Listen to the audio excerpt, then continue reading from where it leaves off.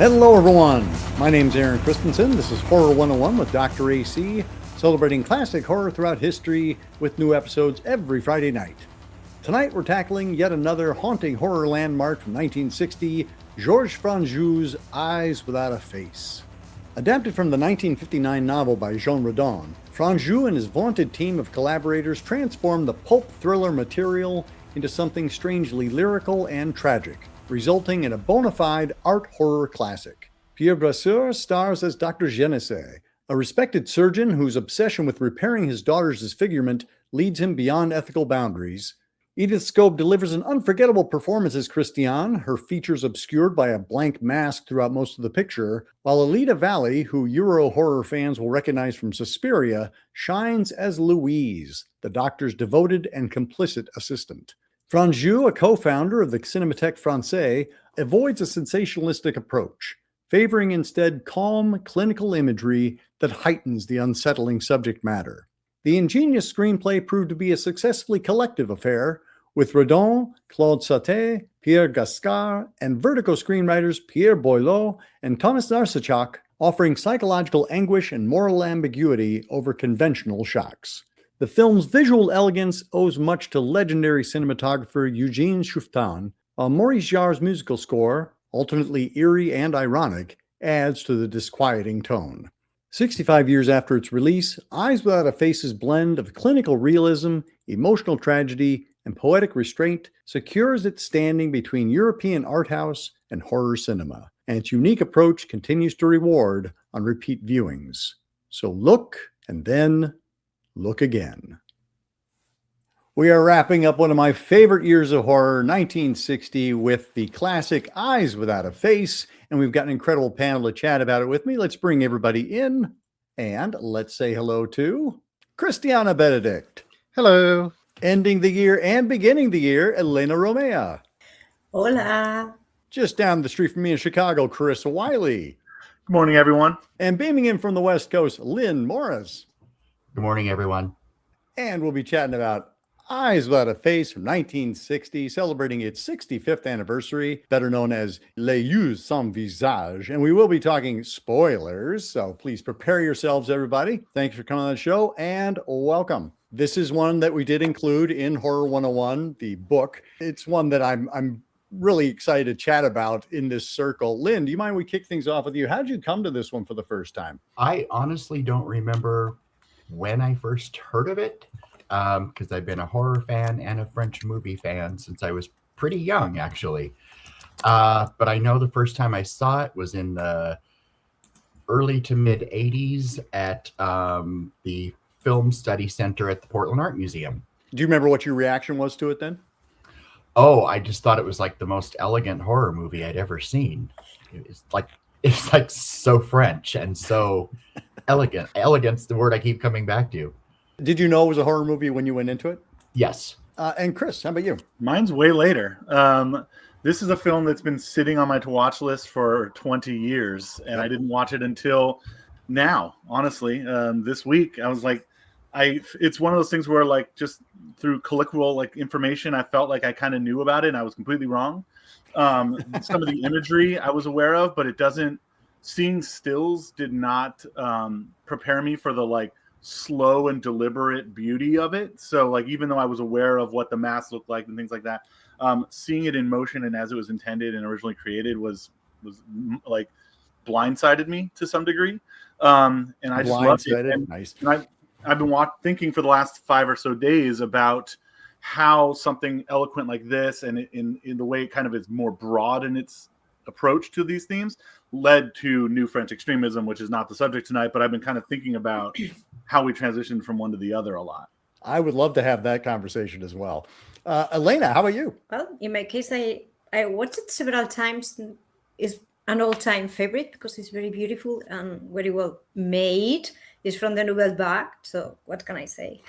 And do you remember when you came to it for the first time? Well, here, actually in Spain, there was a TV show on a state television that every Friday night, I think, was just broadcasting some horror movies and Hammer, Nosferatu, those kind of movies. So I think there it was somewhere and I watch it alone and just paying attention. That's all.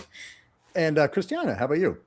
I first heard of it as per usual with these things in Carlos Clarence's Illustrated History of a Horror Movie. It was also one of the films listed in the back of Stephen King's Dance Macabre, as I recall. Yep. I first saw the film late 80s, early 90s, I think late 80s, from a mom and pop video store in Warrensburg, Missouri, of all places, under the title of the Horror Chamber of Dr. Faustus, and it was dubbed into English. It was a gray market copy from, I think it was Sinister Cinema or something like that.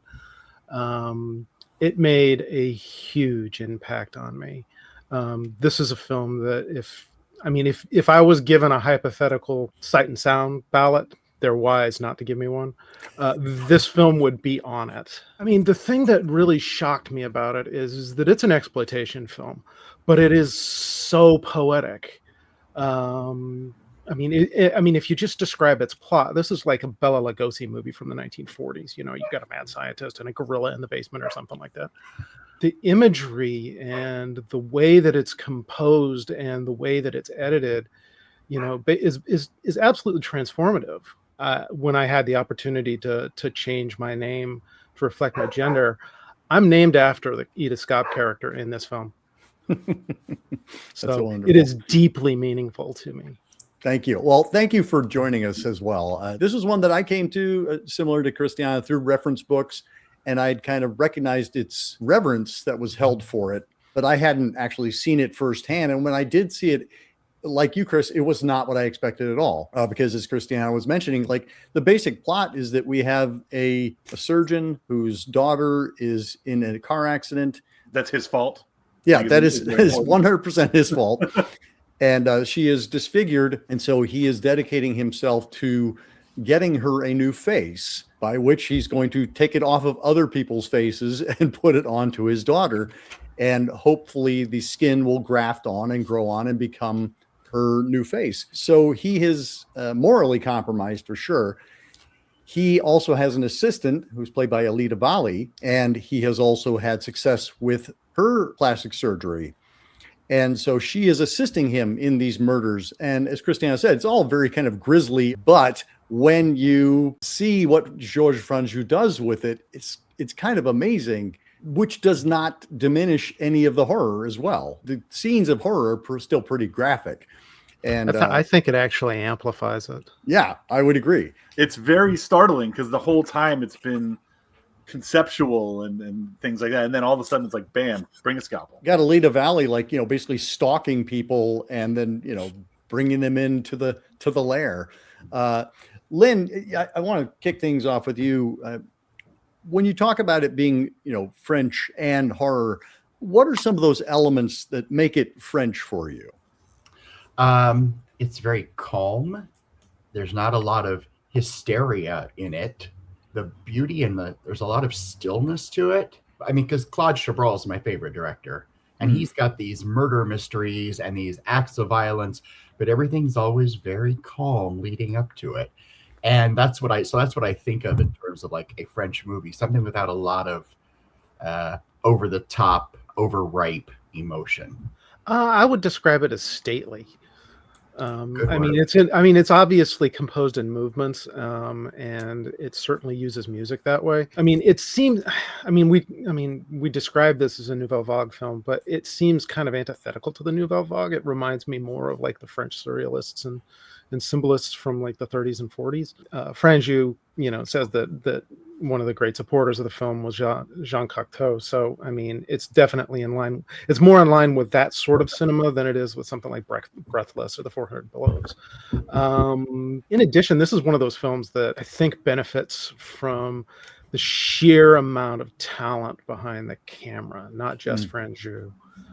The cinematographer, Eugene Chouffetin, he's a year away from winning an Oscar for The Hustler.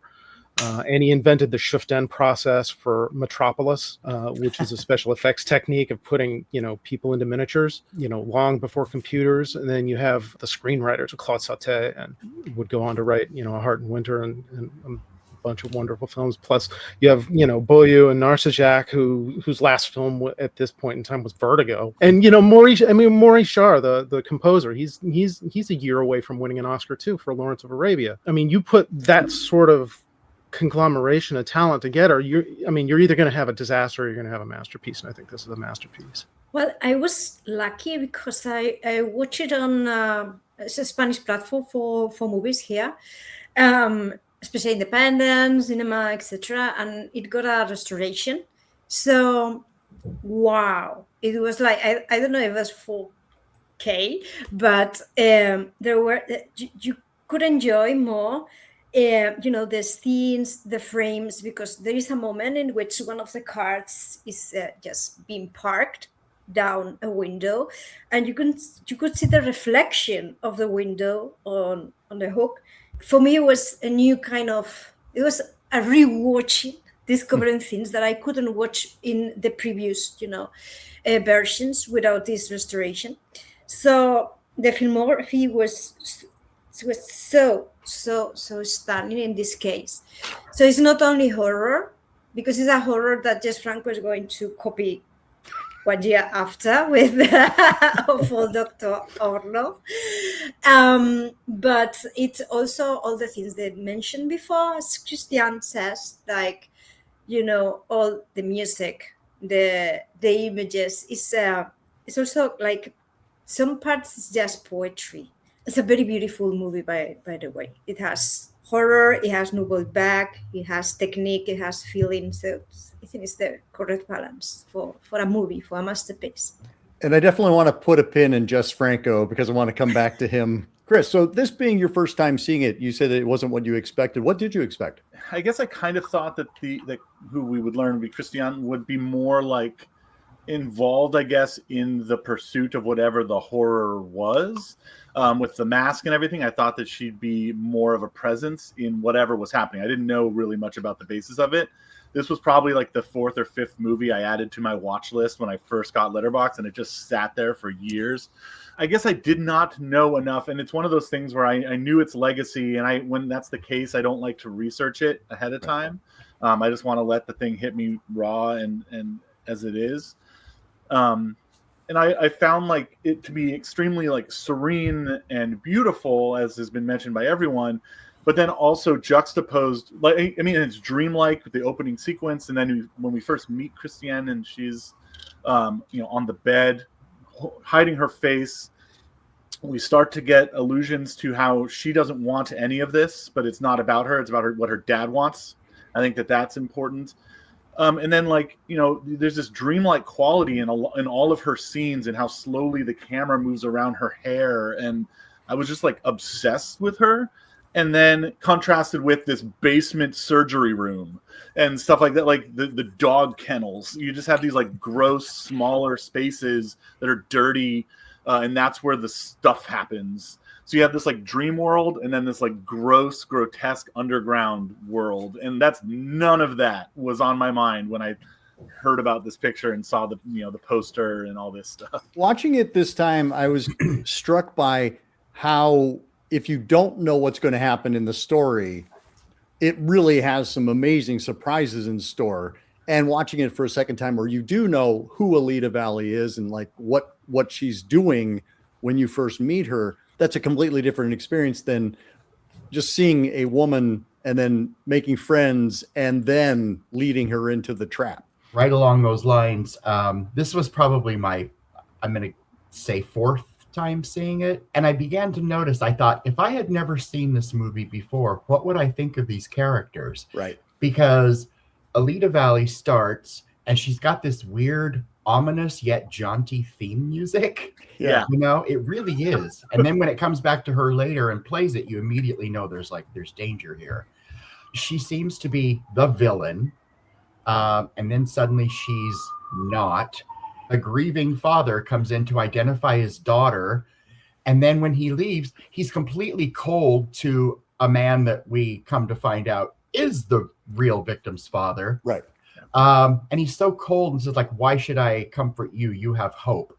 But one thing I noticed, and it's only because I'd seen it before, after that little interaction, the doctor leaves and they stay with the old man. He's never in it again, really, but it's like that's who our sympathy should lie with. And I thought that was really smart to kind of. Well, I think it plays with the audience because, again, if this is the first time you've seen that, you think that the doctor is right. I mean, the doctor has just been announced that his daughter is dead, and it's true. This other person, they haven't found her yet. Right. But then the second time you watch it, you're like, wow, you are playing a serious mind game on this guy. And isn't that the meanest thing you could say? Because now he's drawn out that guy's suffering. Exactly. This is a film that sucker punches you. It starts off, as a serial killer movie. Then it moves into a fairy tale. I mean, the first time we see Génessier coming home and going up those stairs, he's totally like a wizard going up to see the princess that he's got imprisoned in the tower, and that feeling of like a fairy tale persists, especially at the end when she goes through and releases all the dogs and they devour her father, and then she's got the doves. I'm sure that John Woo saw this film, and but in between, right at the break, at the end of the first act, you have the surgery scene, and all pretense that this is some sort of surreal world or fairy tale world is just completely obliterated by the absolute offense of that imagery. I mean, it punches you in the face. After setting you up for 40 minutes or so. And I saw it with an art film audience, and everyone just gasped that they couldn't believe that this beautiful movie was showing that. It's long too. That scene is long, and the camera just kind of stays there, sitting as they slowly draw the face, and you're like, "What? Where did this directness come from?" Yeah, and the way that it does it is that it's completely clinical about it. It's not like a horror movie shock. There's no sting. The music is gone for that sequence, and there's an emphasis on surgical procedure. She dabs his face with the cotton ball, and she hands him all of the hemostats as they're like dismembering this poor woman. And after that, you're like, oh my God. And it's really and it's interesting too because it's really reticent about showing you what Christiane looks like. Right. When you see the wreck of her face, it's out of focus. You could argue that that's because they want to disguise the special effect. Yeah, right. Yeah. But I don't think that explains the totality of that, because she's receding from the camera when they have that shot, and her eyes are just huge and glowing. That's something else that I noticed. I've noticed it before, but it really struck me with the new 4K is just how big Edith Scob's eyes are. She's like an anime heroine. They do, I think, make a point of making her not the monster. Kind of going to what you were saying, Chris, that we think that when we see that imagery, we think she's going to be the monster of the movie. And turns out she is absolutely not. And they make every single effort for her not to be. And when we see her post-surgery and we see the skin that's on, we're like, this horrible act that has occurred, we want it to succeed. We want her to be happy, and we're rooting for her. And when you see those still shots of the face starting to deteriorate, it's so heartbreaking. A, we want her to succeed, but B, we know that this is going to happen again. Yeah, and the atrocity has been committed for nothing. Yeah, exactly. That's it. Nothing, that's what got me. Nothing came of it at all. The other thing that really strikes me about a lot of the imagery in this film is how political it is. Génessier strikes me as a Nazi doctor. He presents a face of respectability to the world, but in his private life, he is he's experimenting on his dogs, he's experimenting on people, and he doesn't see these people that he's dismembering as people. Right. And also, this is a very strongly feminist film, because this is a film about a woman who is having beauty norms imposed on her by force. Her worth is tied up in what she looks like, what the face that her father can provide for her, which is one of the things that really, resonates with me, because, I'm trans. I have to present a face that is acceptable in order to exist in the world. And that's what this film is about. Elena, did you have something you want to offer? The role of the doctor is that the director had in mind to do something more like a mad doctor. But it is true that in Europe, in those times, there was a lot of censorship. So in order to avoid the censorship, they did all that kind of things, like not showing her face. It's not a problem with the budget or with the FX. It was something that they did in order to have a wide audience at cinema, not to have a kind of classification. The same happened with the Mad Doctor. He didn't want to follow the Mad Doctor role, the typical one, because they wanted to do something different that could go for the general audience, not only for horror lovers. So, and I thought that's quite interesting to have in mind while watching the movie. Also, talking about, the monster, who's the monster here, it reminds me like of Frankenstein. That's also a very feminist tale due to the author, etc., in which who's the monster, the monster or the doctor. So it may be here more or less the same. Also, there was a moment talking about, plot twist that I found quite interesting. The last girl they are kidnapping, the one that's promised, a flat in Paris or whatever. She's there, like, do you want some wine? Come to me in the car, and you are screaming to her, no, don't go, don't follow her, don't accept the ticket. So it's very thrilling because you know what's going to happen, and the girl is so relaxed. Oh yes, I need an apartment, and those kinds of. I love that part, by the way. Again, it's one of those things where you don't, and once you do know who this person is, what Alida Valli and Génessier are up to, you're just like, oh no, like they're just out there preying on people. And we're watching, of course, the police procedural side of things as well. They are historically a step behind, and you're like, oh, come on, guys. And they basically use extortion to trap a young woman and put her into a situation that they know nothing about. I actually laughed at that when they bring her back in after letting her off for a petty theft. And they're like, look, we need you to go to an institution and pretend to be horribly sick and let them do whatever so that you go to this doctor that we're kind of interested in. And she's like, okay. And they lie to her about how like she needs to do this, otherwise she's going to go to jail. And I was like, this is awful. But it's like it went from inept cop to just like awful, immoral cops. Well, and then they don't even follow her, so that they can see. It's like, wait, you set the trap works, and then they're not there to follow her. They set the bait. They didn't set the trap. Yeah, I think that's what it is. And yeah, I agree with Elena as well. Like I mean, Dr. AC, Frankenstein is my favorite story. It's my favorite novel.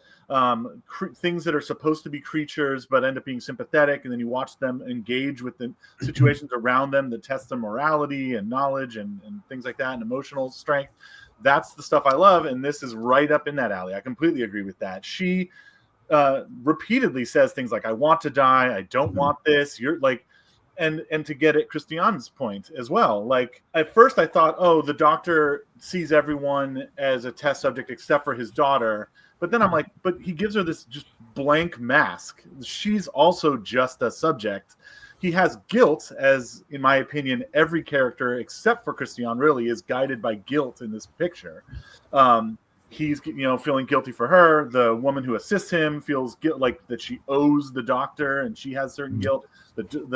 Like every character is guilty of something and acting on obsession in some way, except for her. She's being dragged through it by all the mainly men around her. Yeah. And I like that was really, really wonderful for me. And when the ending comes through, which I don't want to, I guess we kind of already talked about it, but we're talking spoilers. Where she just walks out the door and has this beautiful moment with the birds, and this like the camera stops moving and she just kind of keeps walking off. I'm like, this is it. And you do wonder like what her fate will be. She just kind of just wanders off into the night. I like the fairy tale comparison, Christiane, because it does kind of just leave us on that, and then she wandered off into the night and was never heard from again. You're like, okay, all right. But Except for gets she to was pick heard now. from again. She will find somebody. Somebody will find her. She gets to pick that future, though. Like, yeah, I mean, this Génessier, whole time, men are picking her future. Now it's her. Yeah. I mean, Génessier's, manor house reminds me an awful lot of the castle in Cocteau's Beauty and the Beast, without the, the fantasy elements. But it's got that same sort of gothic feeling to it. So when she wanders away from that, it's, I don't necessarily see her fate as a good one. She's been against this kind of the whole time. She doesn't want to live, as you pointed out. We don't know what's going to happen, but she is finally free to make her own choice. Yeah. Because she has been, somebody else earlier said she's been like her father's experiment. And she even says, like, he caused the wreck. She even says, and I wrote this line down, he has to control everyone, even on the road.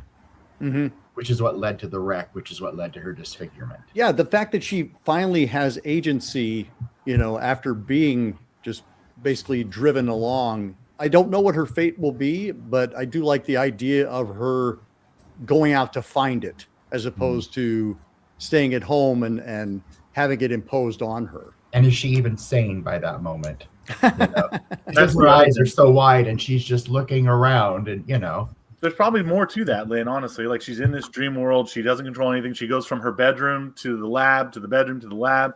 Yeah. For how long? I don't recall what they said, how long it was, but maybe she is starting to lose it a little bit. I found that knife wound that to be extremely effective. Oh, yeah. And it was so direct. It's just like, bam. And then you see it and just, whoa. I do want to talk about the music. We did mention that it is both jaunty and very spare. Like, we have this incredible melody that is played, these various themes, but so much of it is done in silence. Like, so much of it, like you said the word clinical. I feel like the movie is very clinical in many regards, in that there is no underscore for a lot of it. It's just for these very particular moments. Yeah, that's something I love. The movie has a lot of music. It got me on my nerves because it's always telling you what you have to feel. Yeah, I mean, like 2 hours of music for me, it's a lot. I rather go for these silence moments in which it's more thrilling than having the music. Also, this music has been, I don't know about there, but in Spain it has been used for every TV commercial, for every TV show. So when you listen to it, it's not very serious because it's so popular.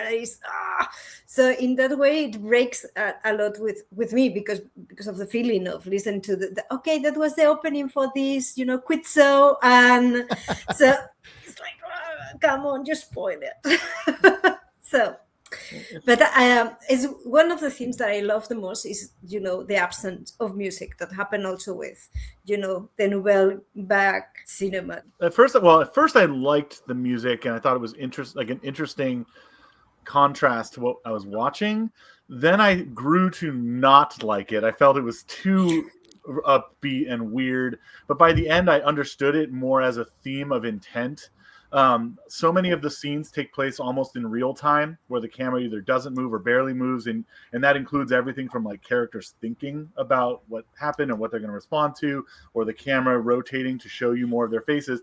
I found the music to be more like, oh, they're pulling up in a car or something, so it's more like a transitionary role in a lot of it. And under that guise, and like I said, seeing it kind of like as a theme to a certain concept and intent, I ended up liking it. But I was very hot and cold because it is, that's effective music, right? Like, it's supposed to incite something, and it did both good and bad with me, I guess. And it doesn't feel like horror music ever. No, it doesn't. It feels like a one of the things that I love. One of the things that I love about this film, the music in this film, is the way that it follows two characters.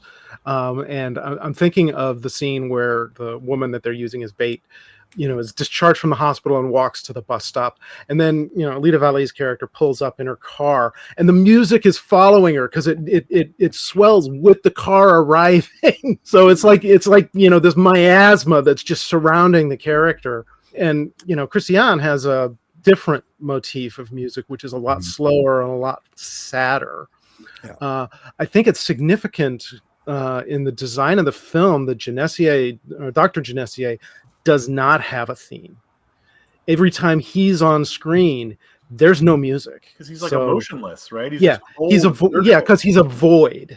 As I said at the beginning, it was kind of jarring, but then later when Alida Valli is trailing the two young women, that music starts up before we see that it's her. And so it immediately puts you in it's frame like the of shark. mind like danger is coming. Jaws theme. Yeah, exactly. It's like it's the theme that you're like, oh no, be on the lookout. I really enjoy, and it's funny because we had just done an episode on Jacob's Ladder, and Maurice Jarre had done the score for that one. And so I was going back and looking to see if he'd done other horror scores, and he really hadn't dabbled in the genre much, but there was this one. He also did the theme for Dreamscape, the Dennis Quaid movie from 1984. It's like, you're pretty cool. Let's talk a little bit about the cinematography. We've talked a little bit about kind of like the imagery, the starkness of it. There's a lot of white in this movie as opposed to a classic horror movie, which is a lot of darkness. A lot of imagery in this one is very bright and very much in your face. A lot of it happens in sunlight. A lot of it happens in the bright light of the surgical room. But we do have those shadowy moments in the cemetery and things like that. So people want to just talk about maybe the look of the film and Eugen Schuften's work within. Somebody else mentioned the Criterion. I got to recommend that. They did an astounding job cleaning it up and making it bright. So I was blown away by that and how crisp the lines are when you both have a lot of white, like you said, surgery rooms, things like that, but also certain scenes in which characters that are wrapped in white approach from darkness. If you get these like radiant, angelic kind of like glows around the characters. The only one time I felt the cinematography wasn't like grabbing my chest was when we see the fiance in his doctor's office. I was like, this feels like they shot it a little bit after the fact. But other than that, every second of the picture is so deliberate, and there's like weird angles that sometimes take place where you're seeing a head tilted or whatever. And just extreme close-ups as well that just continue with this white and dark kind of dichotomy and things.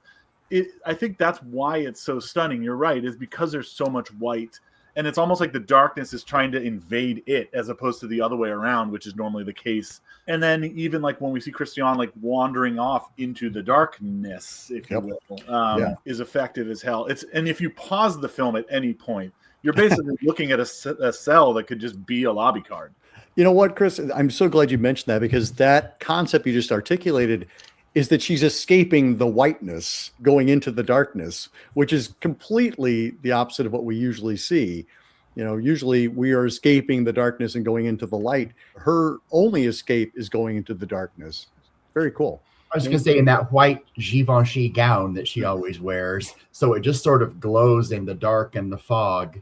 Elaine, I was thinking about you, like watching this as a kid, on a small little TV and whatever generation they were showing, and to be able to watch it in its glory. I love it when you can have that experience of seeing a movie for the first time later on, because you're seeing so many more details. Yeah, because, for example, I didn't remember, I was not conscious of some frames, as, for example, the ones in which, because there are no mirrors, but she takes a spoon and she can see herself on the spoon. I think in the old version, nobody could see that. Yeah, but, and also all the different, as I told before, all the different reflections that are on the surfaces. This is something that only thanks to the restoration could be appreciated on a TV, because maybe, the cinema theater screen could be better seen, but not on a TV set. And also I agree with Chris when he's mentioning all the different ways, perspective of the different frames, the lobby car, etc. That's I think it's very Orson Welles in a way.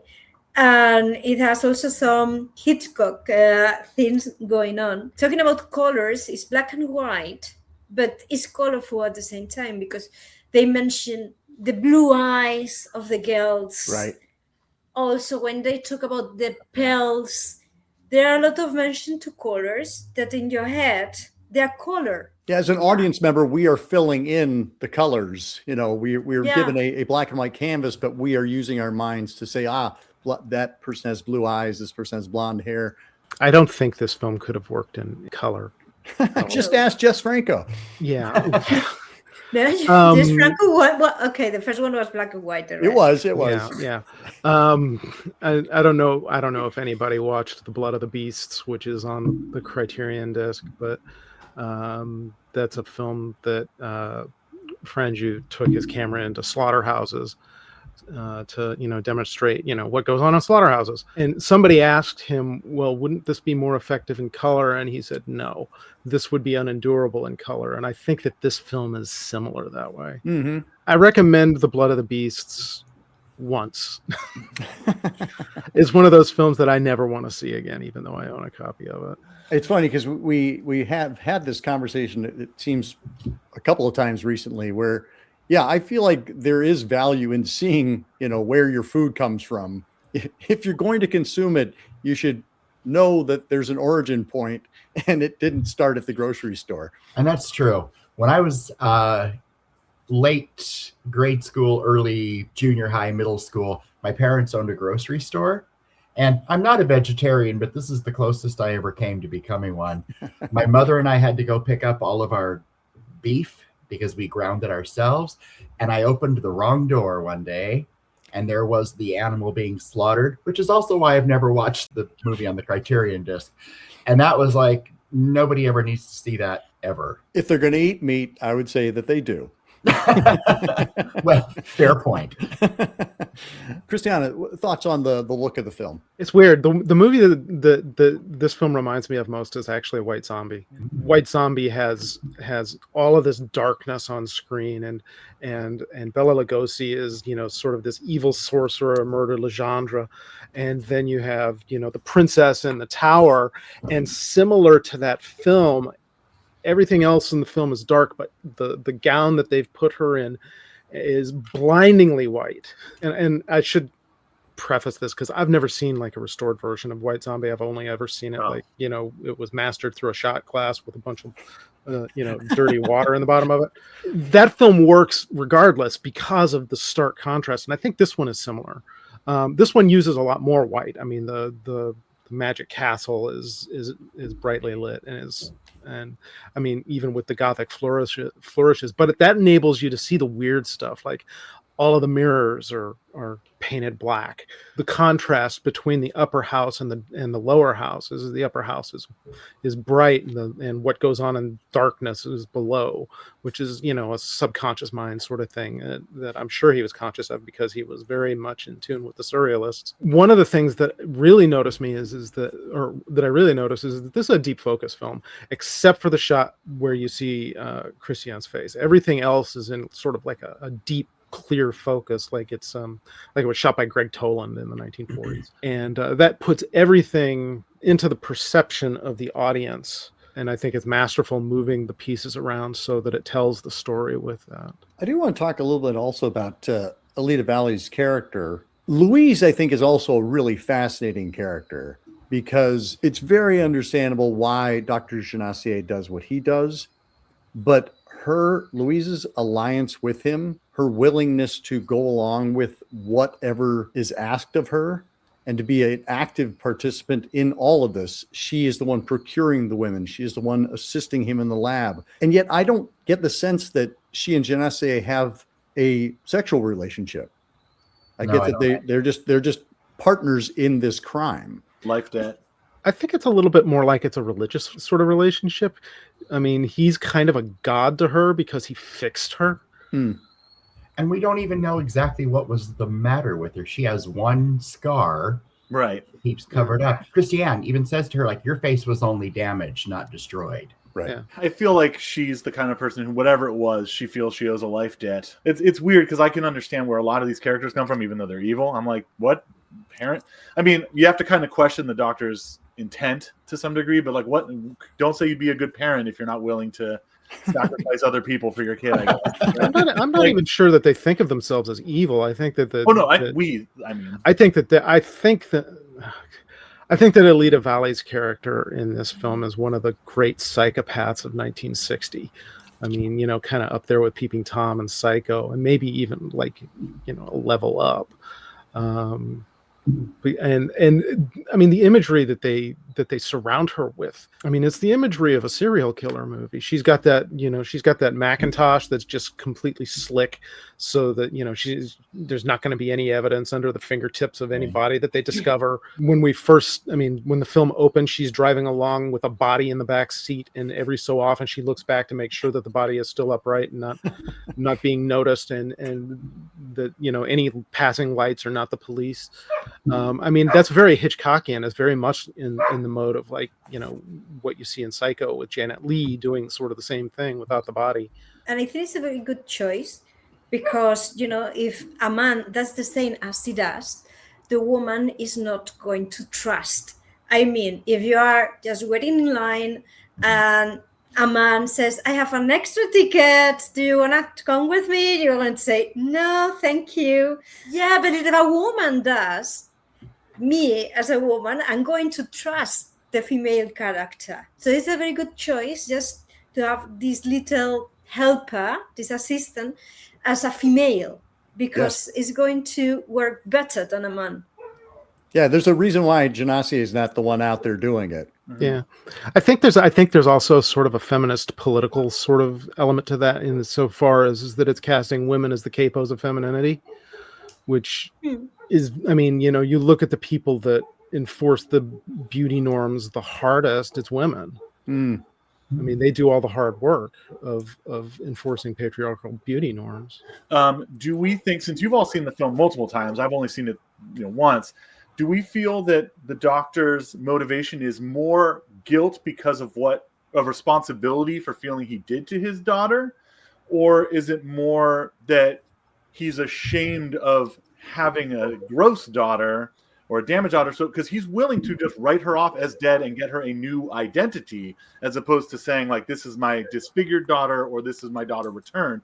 Do we feel he's like ashamed of his daughter's looks, or is he guilty for being responsible for what happened? I think he's a control freak, and he's doing it for his own, I don't want to say glory because it's not something he can advertise, but he's going to make it work because he needs everything to, you know, he's in control. He moves the flowers in the cemetery and says, I like order, which I think is a key line of his.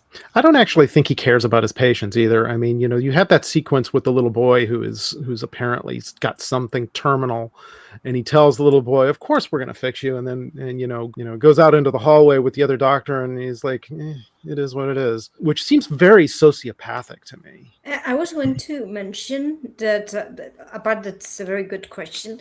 Also that there are two moments in the movie in which we can see how this works. For example, the first part in which, well, the translation for the first part was horrible in Spanish. I don't know a lot of French, so I cannot say what the problem was, but because he's talking about, you know, all the skin things he's going to do in order to make women more beautiful, younger, etc.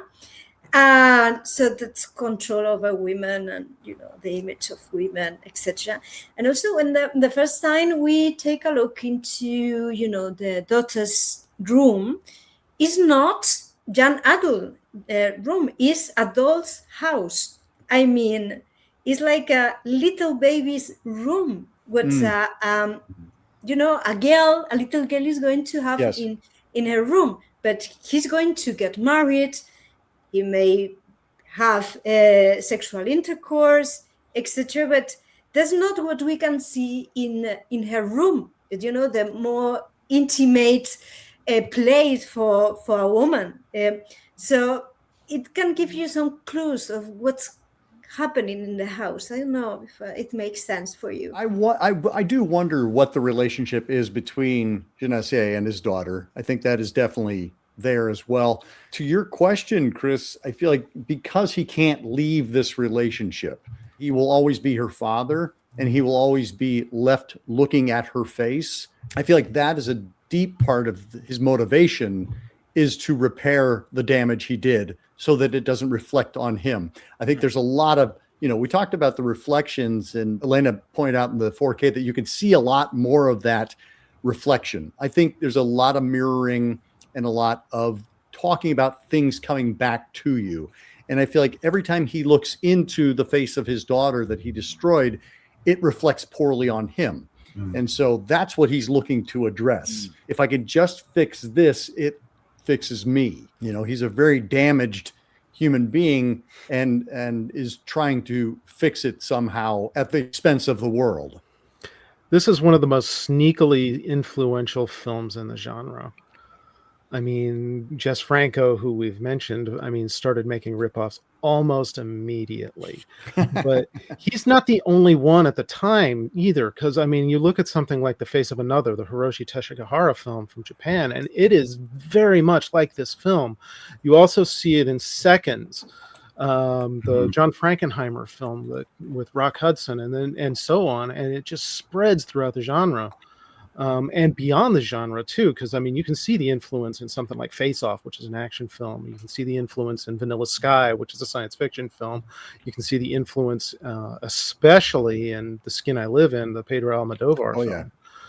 Yeah. It's just all over the place, and yet it's not a film that people generally think of as one of the most influential horror movies, even though it actually is. It doesn't slot into the horror genre as neatly as say Frankenstein or Night of the Living Dead or something else that would be that influential. Yeah, I'd say without this, you would be missing a lot of what Guillermo del Toro does now, with these poignant, poetic visuals and stuff, and not being the monster and all that. Yeah, del Toro just flat out swiped the scene with the telephone for Kronos.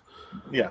And he owns up to it. There's an interview with him on the Criterion Collection, or on the Criterion Channel, on the Adventures in Film Going, where he's talking about Eyes Without a Face, and he says, "Yeah, I just stole this. I just stole this scene." Well, and it's a devastating scene. One of the most emotional scenes in the film is when she is calling her fiance and can't say anything, and then whispers his name, and that sets things in motion. Phone calls in movies are never good things, by the way. Never answer the phone in a movie. You just gave me a round idea. All right.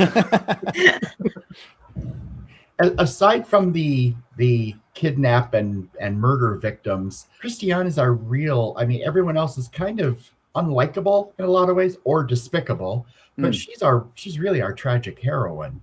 And we don't know a lot about her, which I find interesting. Yeah. We don't know what her relationship is with her father before the accident. It doesn't sound like it was great. All we have are her big eyes and her body movement. And I think it's such a beautifully physical performance, the way she moves. And like I said at the end, you wonder if she's insane, because she's just looking around with these big eyes and this blank face. And I just think we project, or I do, I'll speak for myself, project so much onto her during this movie, because we don't know a lot about her. And when we do get to see Edith Scob's face, without the mask, for that one scene, she's so beautiful, so fragile, and the line of smile, smile, not too much. That's poetry as well. Yeah. I want you to look nice, but don't damage what I've created here.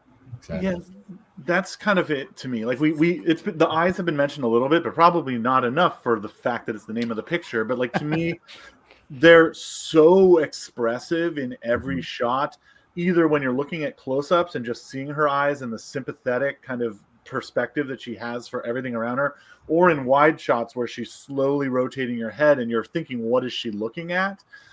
It is so stunning in that way. And I just found myself obsessed with that kind of beautiful nature of that she possesses inherently. On the other hand, it's also doll-like and extremely delicate. It feels to me like her father probably, you're right, we don't know a lot about her, Lynn, but it seems like her father just like kept her in this pristine youth her whole life, and whatever that did to her mind. And she has to be perfect, and she has to be beautiful, and she has this doctor fiance and stuff, and like just that nature and what that would weigh on a woman is, I don't know enough about French politics in the 60s and like social norms and stuff like that, but I have to imagine that just having, it seems to me like every second of her life has been about being perfect, delicate, and sort of unattainable in her youth.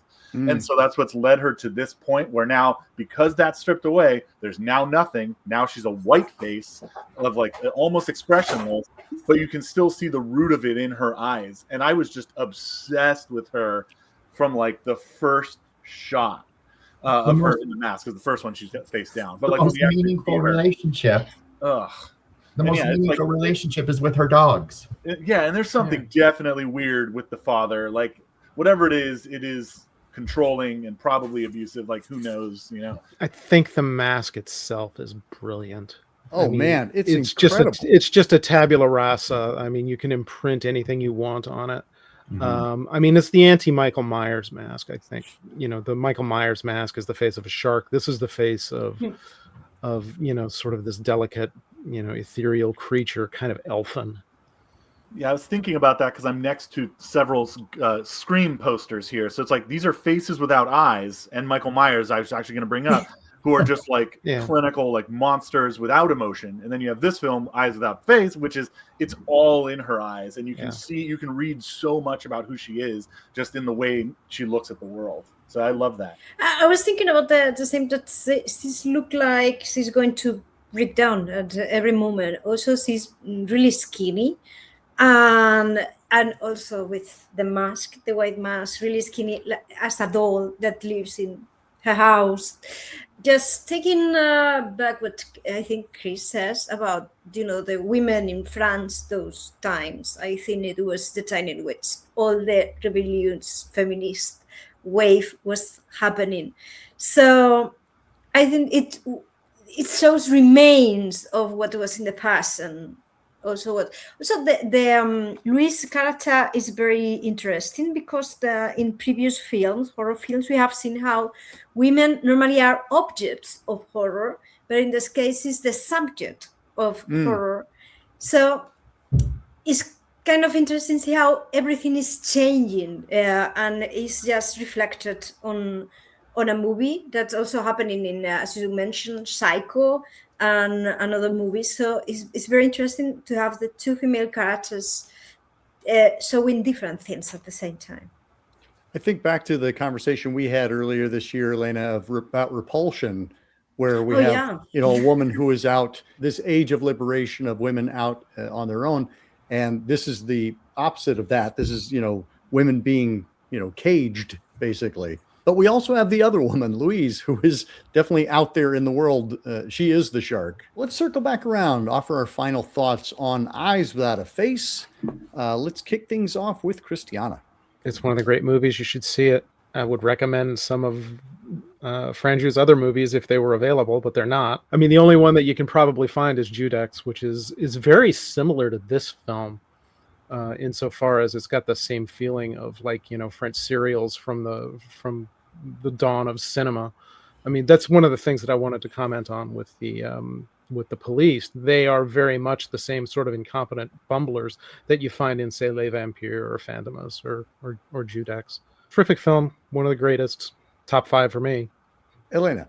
Very well made movie with very interesting themes going on. That's going to influence From the Shadow, because it's not a blockbuster or it's not mentioned all the time when we talk about cinema, but it's going to influence a lot of different movies and a lot of different movements through the following years. So I think it's worth watching and think about it, because, you know, all the topics we have talked about are very, very important for the coming future films. Chris? This film, I feel like right now is a perfect time to visit it if someone hasn't, myself included. Where in the United States, we're in this wave of films that are about themes and concepts, where the visuals may be a little more dreamlike. That's been happening a lot over the last 5 years. I personally love it. It's not your Jason Voorhees slash fest. It's not going to be like that. It's about making you consider something about what is right and wrong. We talked about monstrous behaviors and guilt and things like that. I feel like it also comes from an era when it was still a respectable thing to make an interesting horror film. We kind of went through a long period in this country where that was not the case. You didn't get major actors and extraordinary talent making something like you did in this, and is now sort of starting to be the case again. So to go back to it, like, yeah, this is the perfect time if you're into the current wave of horror pictures that are coming out in large part. I think this fits right in there perfectly. I'm upset that I waited so long to watch it. I didn't realize the profundity of it all. And I'm now like obsessed with I've thought about it every single day. And my wife speaks French and I'm like, I'll revisit it, like, kind of thing already. So yeah, I mean, it's just beautiful. It's exactly the kind of horror picture I love. It really tackles a lot with a arguably bare, story. It goes after so much.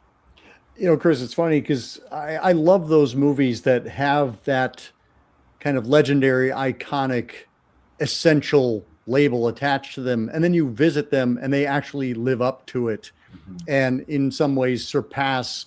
Why hasn't anybody seen this movie? You're like, no, everybody's been telling you to see this movie for, 50 years now, but you're just getting around to it. But I have had that experience with so many of those movies that just kind of sat there on that best of list for forever. And you finally visit it and you go, wow, this is as good as everyone says it is. Lynn? Just echoing that, highly recommend. I think it's a movie that all sorts of different fans would love. I mean, the art film crowd and the horror crowd. And one thing that we didn't touch on at all, but even like the relationship with the police in this movie, it's very much a giallo film as well. I just think it's very beautiful. It's got a lot of subtext, a lot of food for thought, and I can't recommend it enough. And if you're looking for something that spins off of this one, we mentioned Jess Franco. We didn't mention the titles. I'll do that now.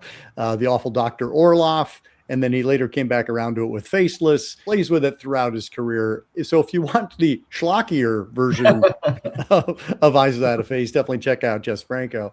Also, you should watch it watch this film as a double feature with The Manster to get the full exploitation experience from when it was originally released in the United States. Yeah, the idea that this was on a double bill with The Manster just delights me to no end. Here's something for everybody. Well, looking forward to having you all on again very soon, and welcome to 2026, everybody. Looking forward to future conversations. And until next time, keep searching, keep exploring, and keep sharing the scare.